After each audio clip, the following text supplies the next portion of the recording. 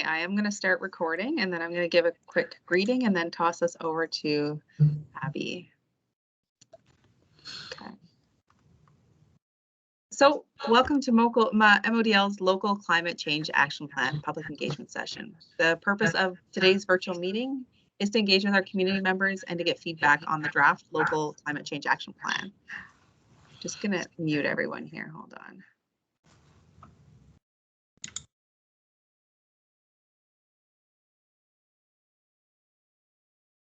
Okay, looks like we're good.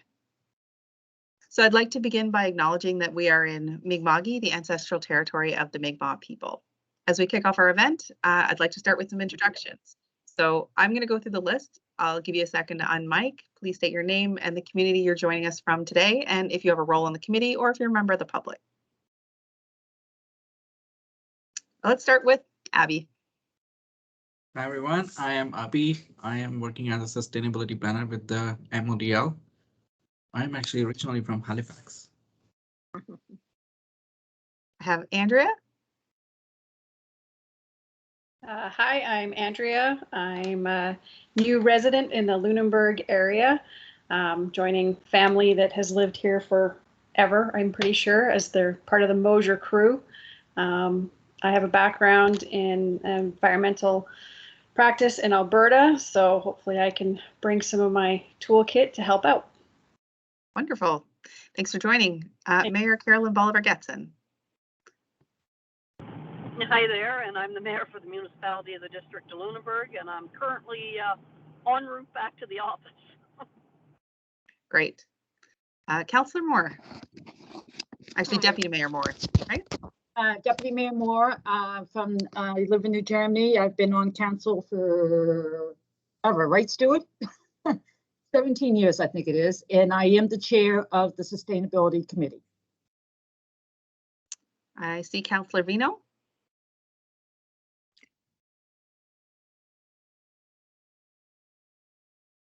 Are you on mute? Oh, there we go. Good morning, I'm Councillor Vino. I just got on, I don't know what the questions were asked, but this is my first term as municipal councillor, and I have the areas surrounding the communities outside of Lunenburg. Looking forward to the session today. Great, thank you. I have Darren.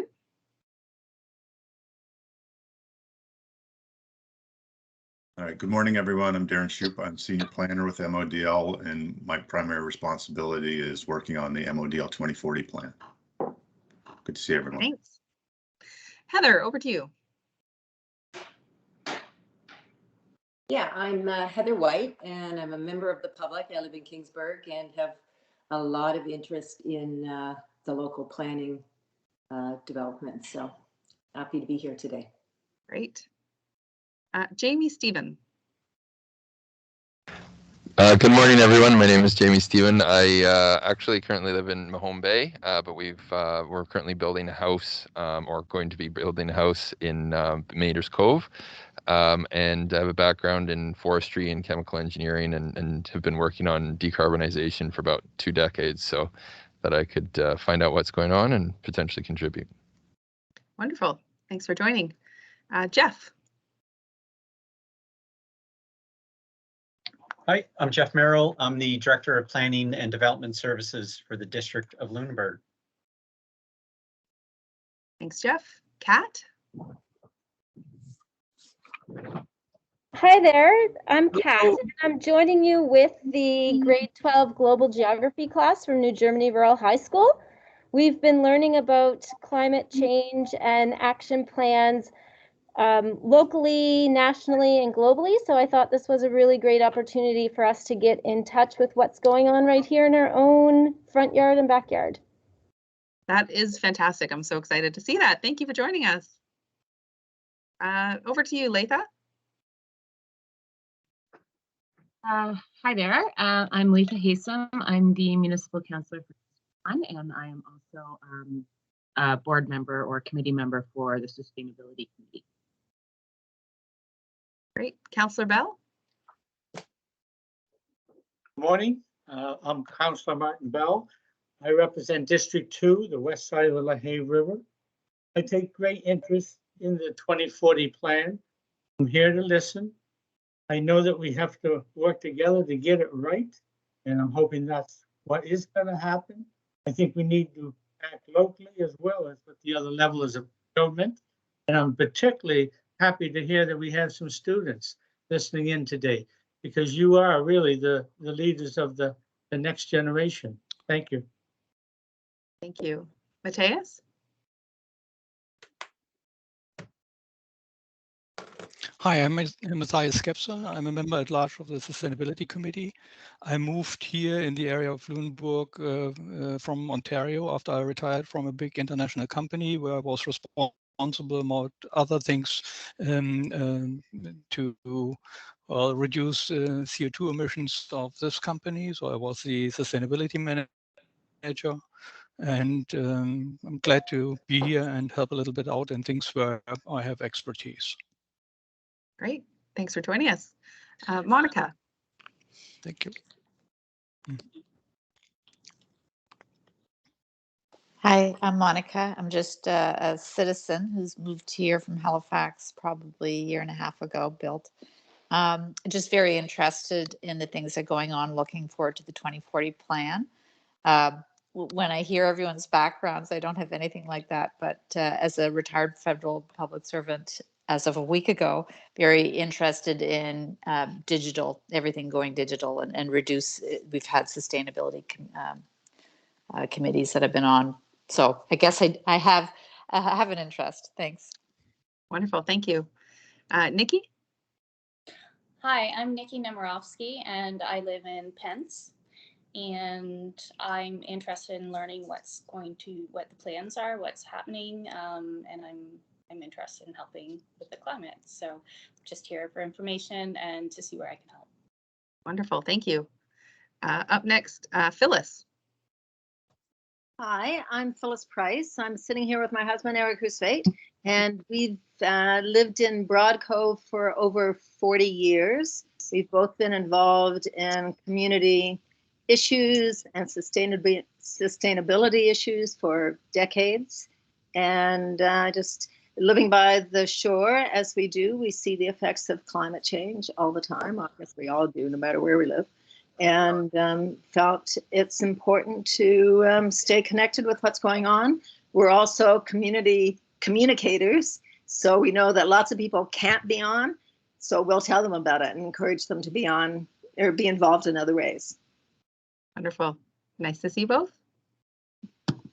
Ron and guest.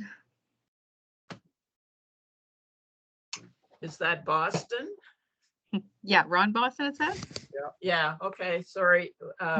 We're late to the party here. I'm Jean, and Ron is here as well. We've lived along the LaHave River in Middle LaHave for about 50 years, and have always been interested in the environment, and are really pleased to see that the municipality is taking such a progressive interest as well. Wonderful. I don't think I missed anyone. Is there anyone else I missed who came in at the last minute? Okay, great. So moving on, I just have a few housekeeping items before the presentation. So as you know, the event is being recorded. It will be published on our engage.modl.ca website, which is devoted to this project. It's where you can find all sorts of other things about the project. We hope that the recording will be helpful for people who might have been having technical problems today or who just weren't able to join the meeting at this time. We also have another meeting happening tomorrow night that will be a duplicate of this one. So feel free to go out, share the word, and encourage people to join us tomorrow night. Keeping your camera on is helpful. It helps with us with some nonverbal cues. But we do ask that you keep your microphone off unless you're specifically asking a question. Then it helps with the background noise and distraction for the presenter. If you have other notifications on like Outlook or Slack or Chrome, and then you do turn your mic on to ask a question, just be mindful of that and maybe turn those off if you can. During the presentation, please feel free to drop comments or questions in the chat, and we'll get to those as we're able to or after the formal presentation. And Abby's presentation will take about 15 minutes, and then after that, the floor will be open for a Q&A. So over to you. Yeah, sounds good. Let me, without wasting any time, quickly share my screen. Are you all able to see the slides?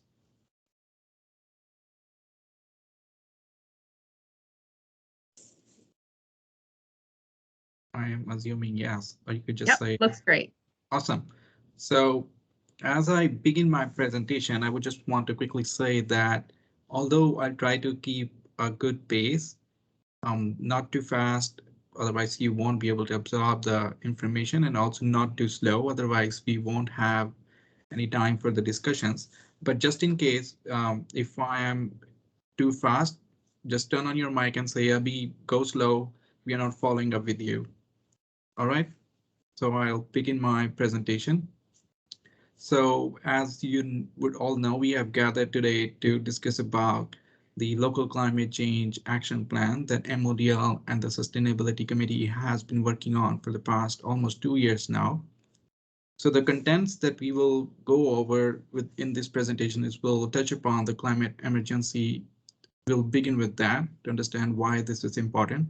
And then I'll follow up with what is happening towards climate action across different jurisdictional levels, at global level, at national level, provincial level, and at municipal level. And then what is the Partners for Climate Protection program? And then it will be followed by where do we stand today in terms of our 2019 greenhouse gases emissions? And then where are we going from there, which will entail our emissions reduction target, and then how we will get there, which will be our local climate change action plan that will outline the action items that can help us to reach that target. And then we'll cover up the draft plans, main categories, and proposed action items. And then I will give a quick overview of the plan timeline, and then we'll open the floor for discussions. So the climate emergency, we all know that increased level of greenhouse gases in the atmosphere has led to global warming and rapid climate change, as it can be seen in the graph on the right. Since 1980s, the rate at which the global average surface temperature is rising has doubled. And so our mean, considering our mean pre-industrial the average mean, we have already surpassed increase of 1 degree Celsius by that. And it is anticipated that if we continue with the business as usual scenario, we will very soon pass 1.5 degrees Celsius within our next 20 years. So, and the thing is, with this average mean temperature, the different regions warm at different pace. So Canada is actually getting warmer twice as fast as the rest of the world. So even if it is 1 degree Celsius rise in the average mean global level, Canada has already witnessed 1.7 degrees Celsius in the nationwide, and up in the north, it actually gets warmer 3 times as fast. And it has already seen a rise of 2.3 degrees Celsius over there up in the northern territories, and same impacts are going to be are expected in the municipality as well in the future, and we will be experiencing more frequent life-threatening extreme weather events, meaning coastal and inland flooding, heavier rains, and so on. So what is happening towards climate action at global level? So in 2015, a Paris Agreement was signed by almost 190 nations that came together and towards a global commitment towards climate mitigation and adaptation. So nations committed that they will try to reduce their greenhouse gases emissions so that they can limit the global temperature increase to 1.5 degrees Celsius by the end of this century. And what they are also required is, as per this agreement, that after every 5 years, each country is expected to submit their national climate action plan, and which is basically how they are going to achieve their climate reduction targets, or like greenhouse gases reduction targets. So Canada has also joined the Paris Agreement. So what is happening at the national level? So in 2019, Canada declared national climate emergency, and to support its commitment to meeting the emissions reductions target that it outlined in the Paris Agreement. And Canada had set initially target of 30% of reduction below 2005 levels by 2030. However, in last year, they updated their target, and the new target is to reduce their emissions by 40 to 45% below 2005 levels by 2030 and become net zero by 2050.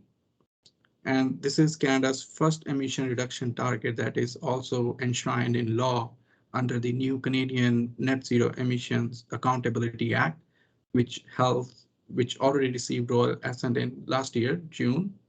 What it means is it basically held people accountable or the federal government accountable if they fail to achieve their targets. In 2020, Canada also released their National Climate Action Plan, A Healthy Environment and a Healthy Economy. So what is happening at the provincial level? Nova Scotia too has set the reduction target of 53% below the 2005 levels by 2030 and become net zero by 2050. Province recently passed their Environmental Goals and Climate Change Reduction Act last year, and that features 28 goals and targets, which includes that 80% of the electricity in the province will be supplied by renewable energy source by 2030. They will phase out coal-fired electricity generation in the province by the end of 2030, and they will conserve at least 20% of the total land and water mass in the province. And they will also develop a zero emission vehicle mandate that ensures a minimum of 30% of the new vehicle sales in the province is zero emission vehicle, which means either battery electric or fuel cell vehicles. And government will also release a climate change plan for clean growth by the end of this year, which will outline how are they going to achieve these goals and targets that they have set in this act. So what is happening at the municipal level? So today, more than 500 municipalities across Canada has declared climate emergency. And in 2019, MODL 2 declared climate emergency and committed to act on climate change by joining Partners for Climate Protection program. So what is this program? So it is in short known as PCP program. It is administered by FCM, which is Federation of Canadian Municipalities. And it was created back in 1994 to guide municipalities through a 5-milestone framework to reduce their greenhouse gas emissions and prepare for the changing climate.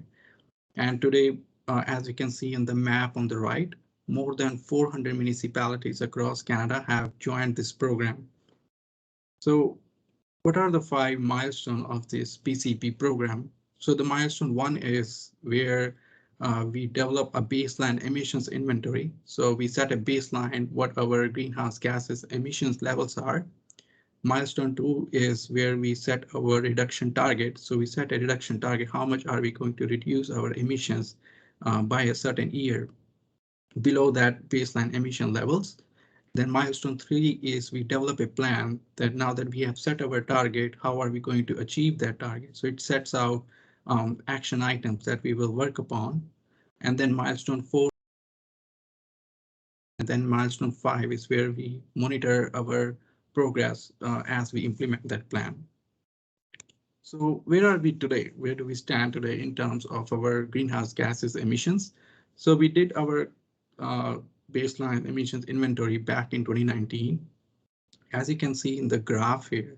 So if we look at our community emissions by sectors, about 50% of our emissions come from residential buildings, which covers our fuel, oil, and propane. And which is within our boundary that not only that are owned by homeowners, but whichever vehicles that are even traveling through our municipalities that also are included in this emissions. And then third category is commercial, institutional, industrial buildings, which includes all the factories, schools, offices. That is like basically everything non-residential. And then which is the fourth category is community-based. So primarily about 80% of our emissions come from these two sectors, which is residential and transportation sector, like community vehicles. If we look at by their energy source, electricity is the most emitting energy source, primarily because our electricity majorly comes from Nova Scotia Power, which uses coal to produce the electricity. And it is followed by gasoline, which is from community vehicles. And then it is followed by fuel oil, diesel, waste, propane, and wood. So where are we going from here? Now that we have drawn a baseline emissions, now that we know this is our greenhouse gases emission levels are, we need to set a reduction target. So there are two approaches to this. One is top to bottom approach, where we set our target first, and then we identify the action items that can help us to achieve that set target. The second approach is bottom up approach, where we identify action items first, and then we do an assessment of those action items, that how much we have potential of reducing greenhouse gases from those action items, and then we set a target. And that is what MODL is using approach. So we are using bottom up approach, where we have identified some action items, and then we will set a target based in the end of once our engagement concludes, and we will analyze based on that. So how we will get there? How once we set a reduction target, here comes the role of the local climate change action plan, which is going to be a 10-year plan beginning from 2021 to 2030. And it is being built around a central vision that MODL will be a low carbon community with the long-term goal of becoming sustainable, climate resilient, and net zero community. And once the plan is developed, it will outline a set of strategies, actions, and targets that will guide the municipality and the community to work together to reduce their emission levels and increase resilience to the changing climate. So the draft plan that we have worked so far, we have identified 9 main categories and proposed 23 action items. So what are those categories and action items? So category 1 is energy efficient built environment. So we know from our emissions inventory, 50% of our emissions come from residential sector. So these action items will help us to reduce those emissions from that sector. So the first action item is clean energy efficiency, clean energy financing program expansion and promotion. So this is a program that is being run by MODL, where we provide financing to homeowners so they can upgrade their homes with the higher energy efficiency equipment and appliances.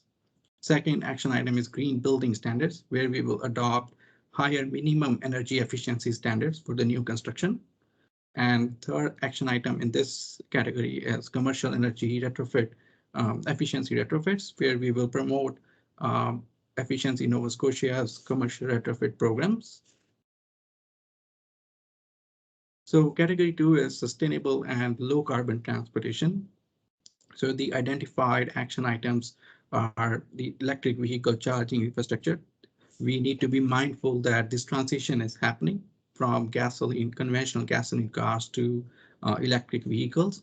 So even the act that the province has released, it says once the zero emission vehicle mandate comes in place, it will require the automakers to sell 30% of their sales, annual sales has to be electric vehicles.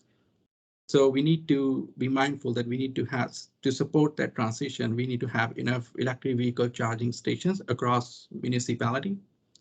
Then we will also, second action item, we will use promotion and education that could support and transition to EVs. Then third is we will create an anti-idling policy for the municipality. Fourth item is we will conduct feasibility studies for car share and e-bike programs. And the last one is the public transit. We know it is an essential service to our community members.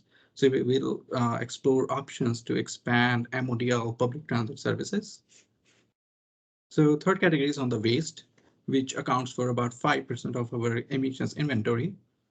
So educational programs for our community members that can guide them for the proper waste management, and we can achieve higher landfill. And the second item in this category is to launch join in and bring your own program that can help us to reduce single-use plastics. Category 4 is to do land use planning in a way that promotes energy conservation and sustainable development. And we develop land use bylaws and zoning for mixed use to support sustainable development that reduces sprawl and increases density, and further it reduces our energy consumption and environmental impact of an automobile usage, as well as enhances public health and accessibility to the businesses and services. Category 5 is natural environment conservation. So the first item is to launch a tree planting program region-wide that can help us to increase our forest area, and that will help us increase carbon absorption, improve our air quality, improve water retention, and for many other benefits. And the second action item identified is land conservation, to purchase or accept land donations to conserve and protect our natural environment. So category 6 is the community engagement, and this is one of the most essential action item or like the category for this plan, as community engagement is important not only for the plan development, but also the implementation part over the next 10 years. So the first action identified is community pledges that can help community members to pledge to reduce emissions at their individual levels.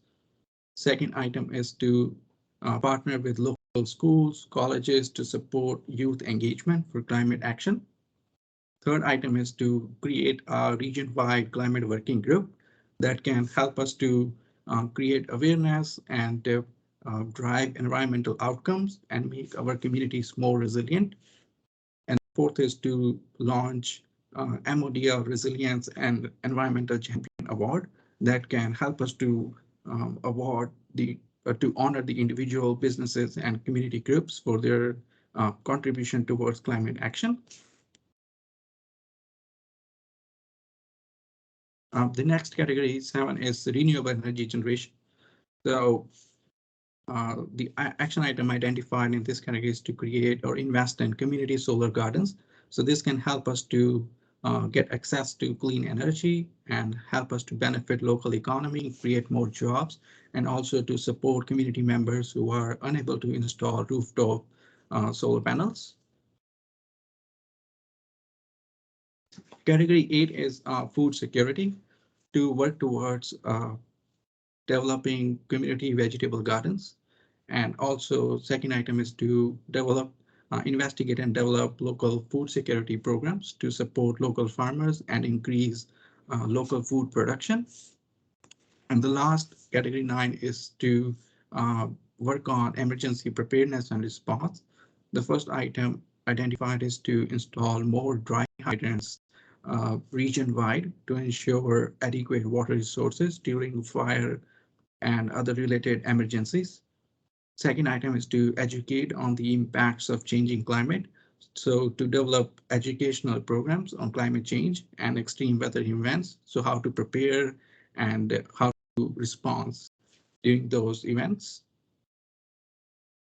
So to give you a quick overview of the plan timeline. So we began working on, so MODL declared climate emergency back in 2019 in the fall. And in summer of 2020, we completed our 2019 baseline greenhouse gases emissions inventory. In winter of 2021, we formed sustainability committee that could help us to guide the plan development. And in the fall of last year, we identified these 9 main categories and proposed these 23 action items. In winter of 22, which is at present, we are conducting community and stakeholder engagements to get feedback on these action items that we have identified through our draft plan. In spring of moving forward as the next steps, in spring of 2022, we will, once our engagement concludes, we will prioritize and finalize these action items, and we will set our emissions reduction target overall, as well as for individual action items. And then we will present the draft plan to Municipal Council. And in summer of 2022, once our plan gets approval, the implementation will begin. I hope I didn't go too fast. So while I stop the presentation and sharing my screen and we begin our discussion, I just want to give a heads up, like if you have not already, please do fill out our community engagement survey that is up and running on our Engage MODL website. And the deadline to complete the survey is February 28th. And please also share within your network that the survey is going on so that we could get feedback on our plan that we are working on. And I think now I can probably stop.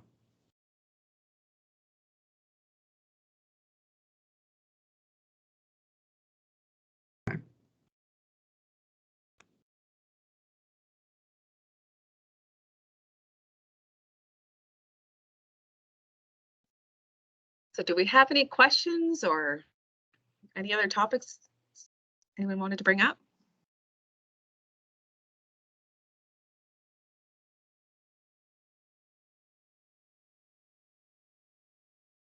Andrea, your hand's up. Feel free to speak. Thanks. One of the big questions that we've been discussing in our area, we have, my parents just recently built their house as sustainable as they could at the time. And they're looking at a few things that they want to implement, and we keep having questions to figure out how we can best go about it. One of the big items that's come up for us is we have part of the land comes with a very large wood lot. Some of it's been set aside for growing grass for some of the local farmers so they can stock up on their hay, but a lot of it is just old wood area that unfortunately is getting very inundated in invasive bush species, and it's impacting a really healthy tree growth. So we've done a few walkthroughs, and one of our family members is Indigenous, and we've asked him to input a little bit about better use of the land and better incorporation of better species that can be harvestable. But the other part of that is also looking at the most efficient carbon sequestration that we can grow that is also going to be fire resistant, drought resistant, and storm resistant.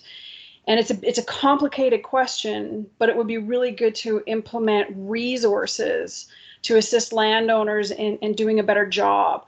We can't really donate the land for conservation because it's earmarked for future generations of the family, but we would sure like to do a better job of stewarding it.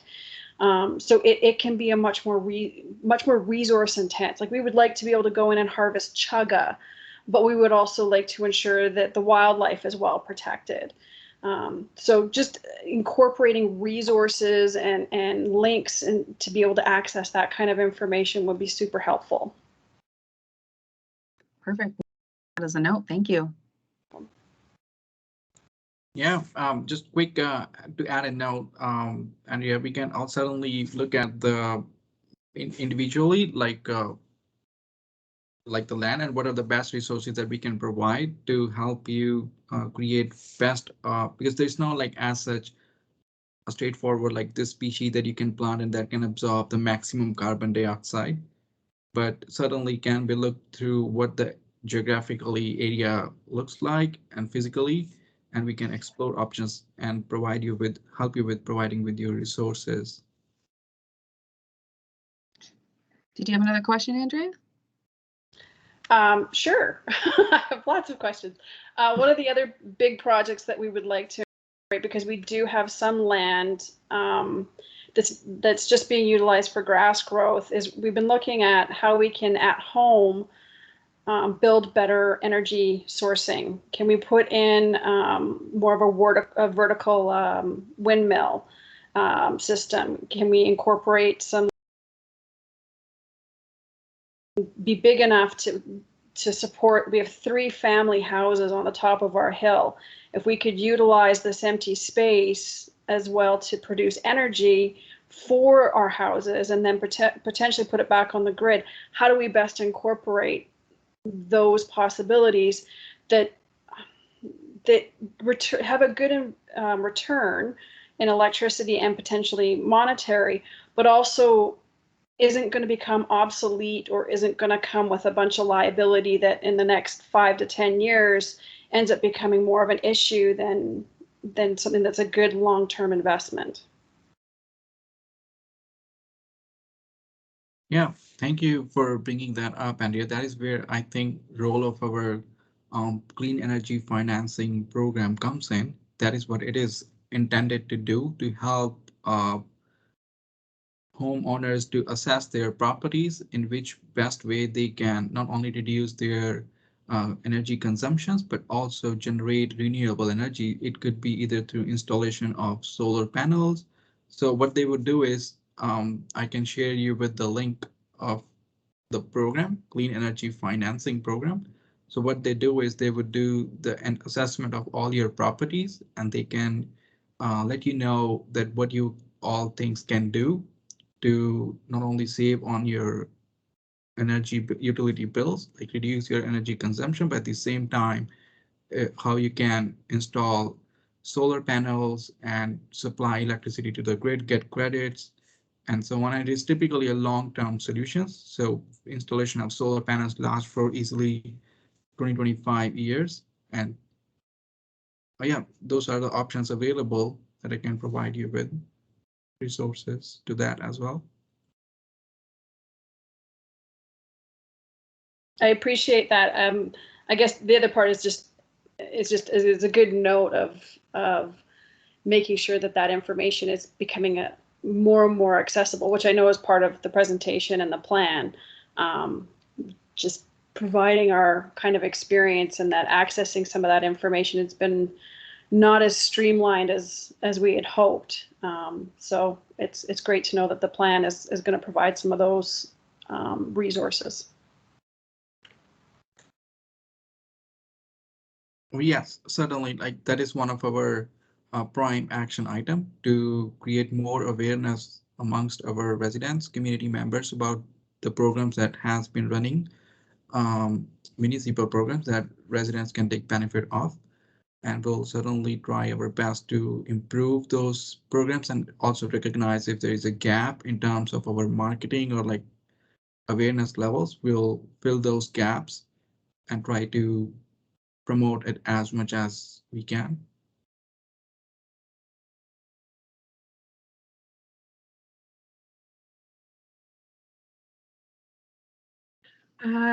Andrea, if you don't mind, I'll move on to Jamie and then we'll come back to you if you have more questions. Oh yeah, I'm good. Thank you. Awesome. Just keep your hand up if you have more questions still. Let's go to Jamie next. Thank you, and I apologize for the background noise. I'm at the library in Bridgewater. I'm on daddy daycare today. You know, Lunenburg County is a heavily forested region, and thus far you've spoken largely about electricity, but really a lot of the emissions are really about building heat. And if you look at the EU, for example, 60% of renewable energy in the EU is bioenergy. There's as much bioheat supplied as all renewable electricity generation combined. And particularly because we have a high carbon grid in Nova Scotia, I mean, it makes sense to look at local resources. Obviously, wood stoves are quite prevalent, but if you look at what's actually been highly successful in the EU at decarbonization, it's fuel switching to modern wood boilers, you know, wood pellet boilers, etc. And this is, you know, I just wondering what consideration there has been if we want to implement more ecological forestry and market for low-grade wood fiber is really the limiting factor, and you know, wood energy is really the proven approach to do so.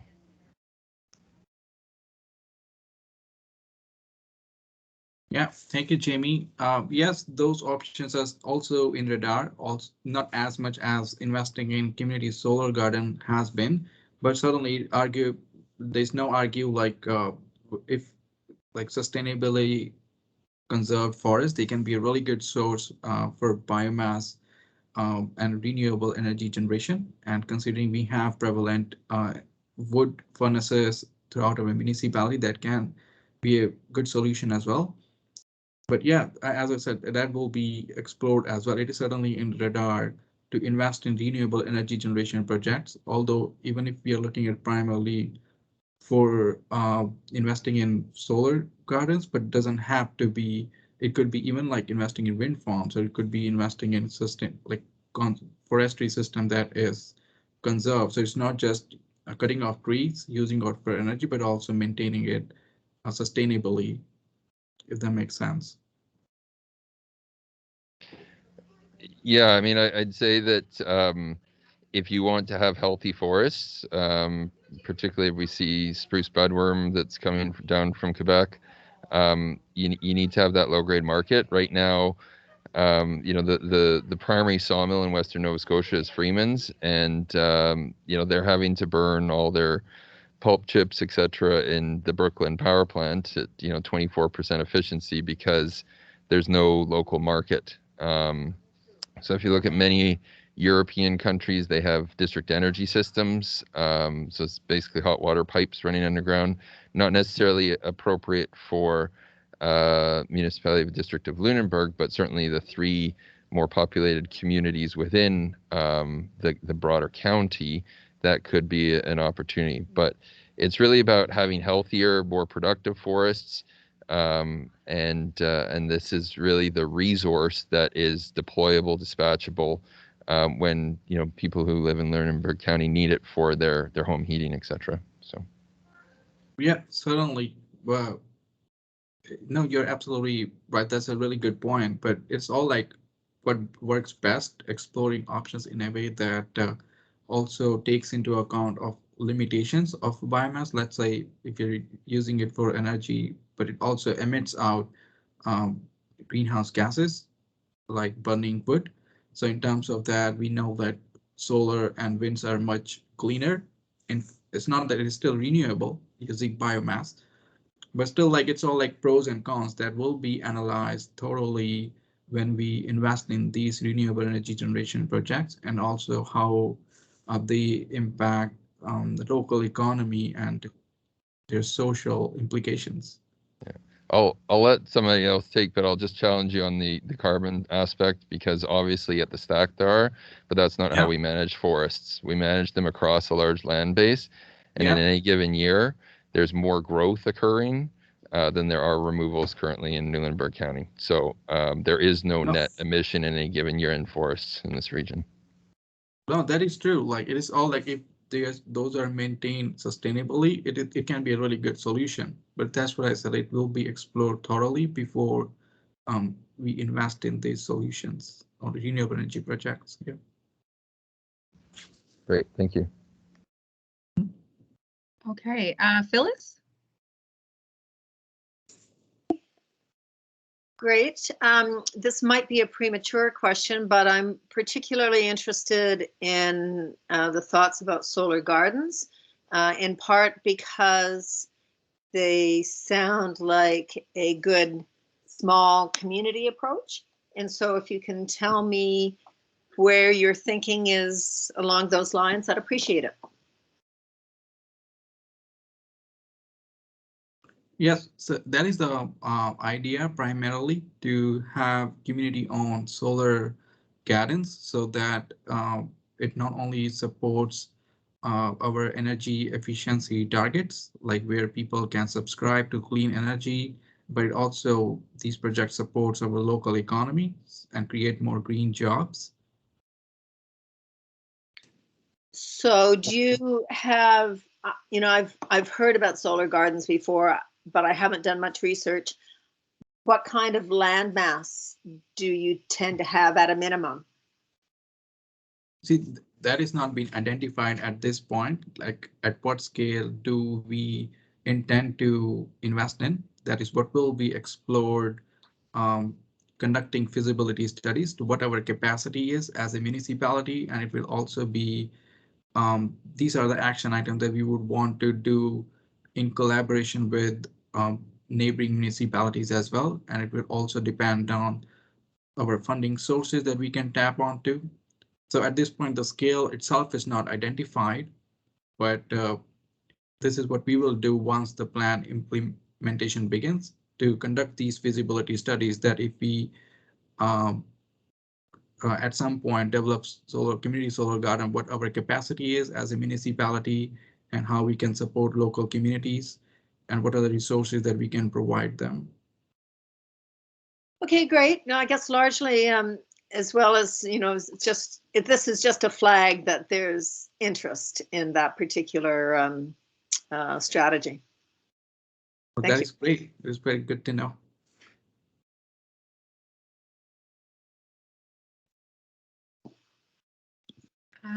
Okay, Nikki. Hello, you can hear me? Yep. I'm just wondering if you can expand on category 1.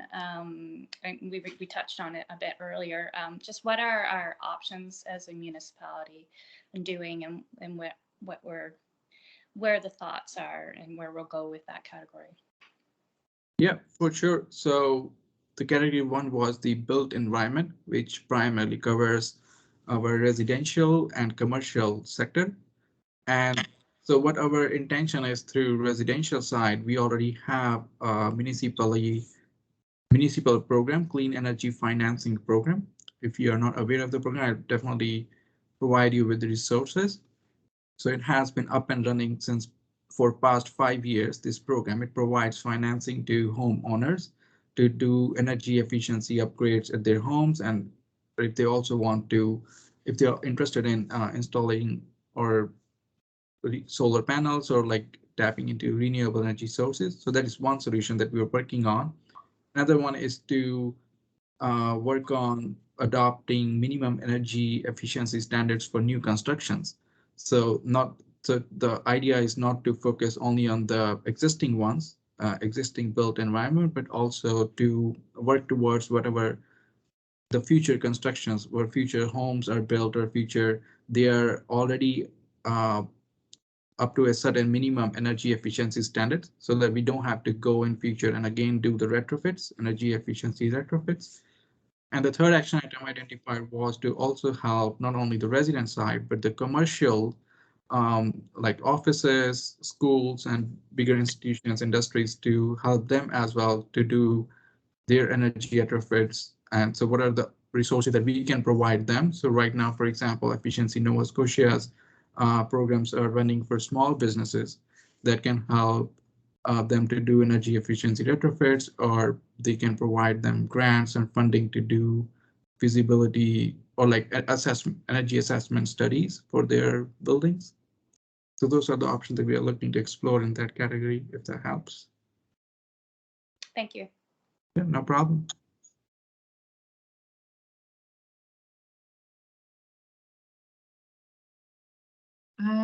Latha. Thanks, Sarah. I just sort of wanted to comment a little bit on something that Phyllis brought up around the solar gardens. I think one of the important functions of those community solar gardens is the decentralization of energy generation.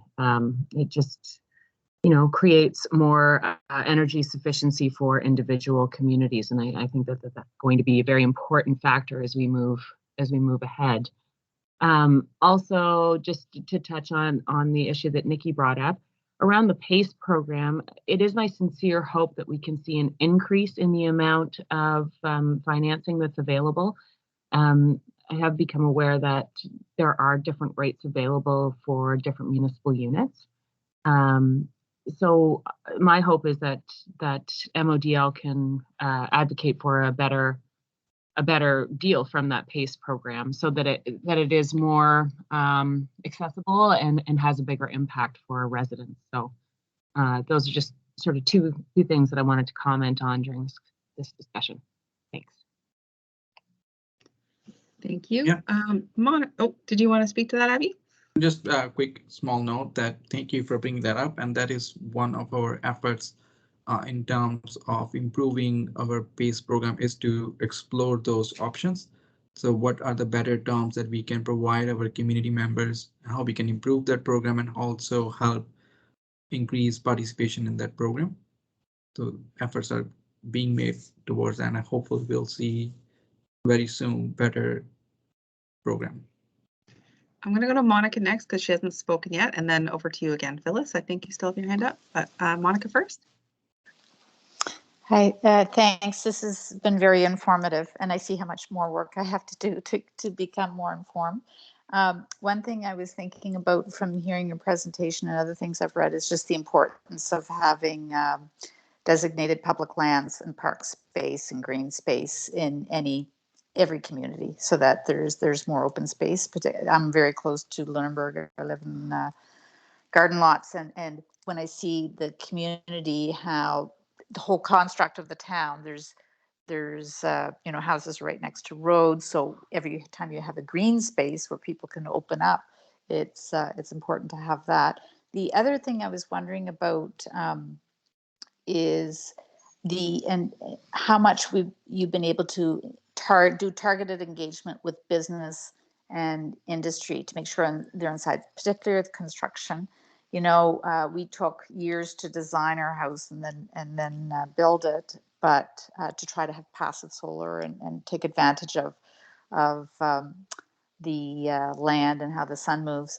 But I was shocked at how much waste is involved in construction. So I think that anyone involved in the construction industry really has to be engaged, because it does create a lot of waste. And I was surprised at some of the stats that you used, that I wasn't seeing a little bit more of that. But I think that waste from construction is very important.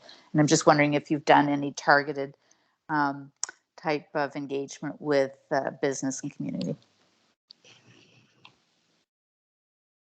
Yeah, so to describe on that, so we are doing targeted engagements with understanding how the developers feel like. So Canada is in process of releasing a new national building codes. It is already overdue by 2 years, but it should be coming either this year or by next year.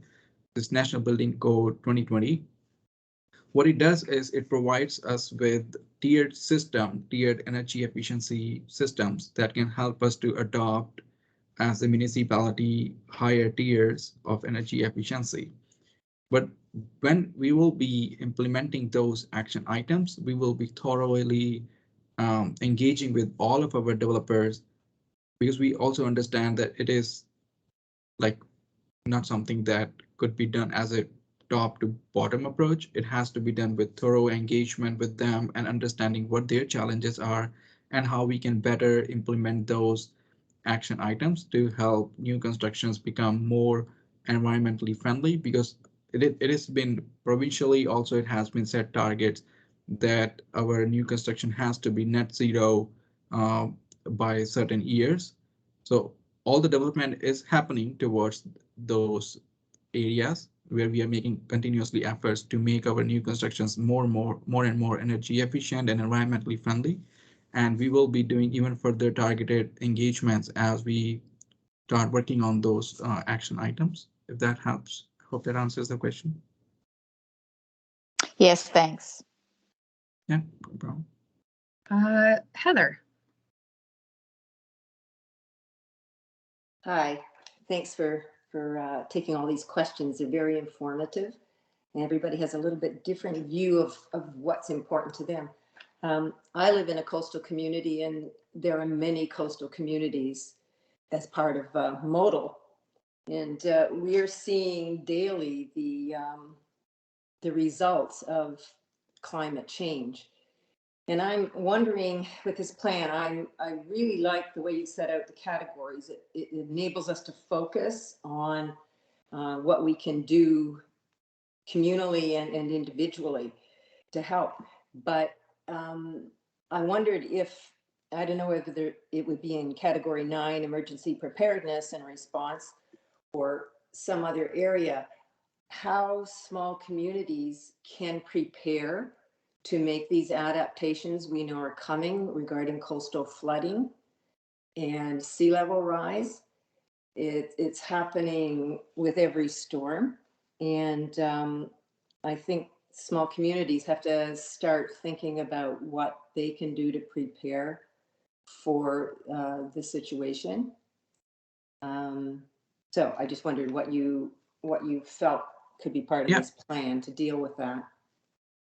So no, that certainly is a very important topic, and it is certainly MODL is working towards it, not only through this plan, Local Climate Change Action Plan, but also it is a big part of our MODL 2040, which is an overall planning. It's a 20-year plan that is happening. So in our category 9 through emergency preparedness and response, our intent is to create awareness and educational programs that can help people to remain prepared from educational point of view, like as a first response, what they could do during these events. Either it could be hurricanes, extreme storms, or like flooding. But at the same time, we are also making efforts as part of MODL 2040 plan, how better they can, like even our future developments or even existing development, how better they can prepare for the impacts of climate change. So it is certainly that municipalities continuously making efforts towards this.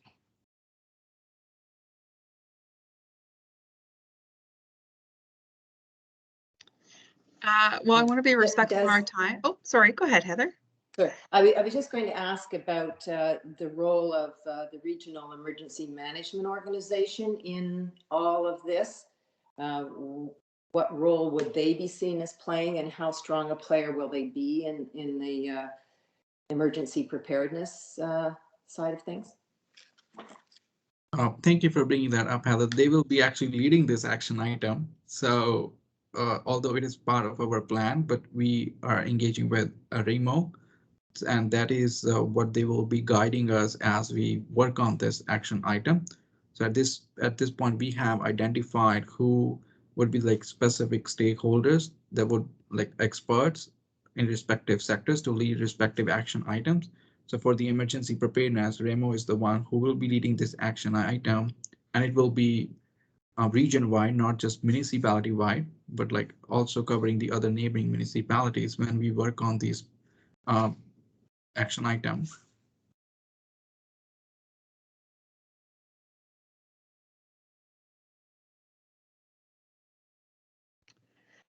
Heather, did you have any further questions, or did you want to add to that? No. Okay, I want to be respectful of our time. We do have 1 minute left. Were there any last minute questions? You also can reach out to Abby individually too as well. Okay, so we're at the end of our session. I'm really impressed with the conversation that happened here today. It was extremely valuable for us, and I hope you found value in it too. If you'd like to stay updated on the development of this plan, you can visit our engage.modl.ca website, and I'll drop a link in the chat as well. There's also a sign up on there where you can sign up to stay informed. So whenever we have sessions like this planned, or surveys, or other sort of major initiatives, we send an email out to anyone who's signed up for that list. You can also contact Abby directly. And like I said, I will drop in the chat this information here for you. And again, please encourage anyone that you might know that might be interested in climate change or any of these issues to attend our meeting tomorrow night or to watch this one. So thanks again. Thanks, everyone. Thank you. Bye-bye. Thank you. Thank you. Thanks, Abby. Bye-bye. Thank you very much. Have a great day. Thank you. Thanks.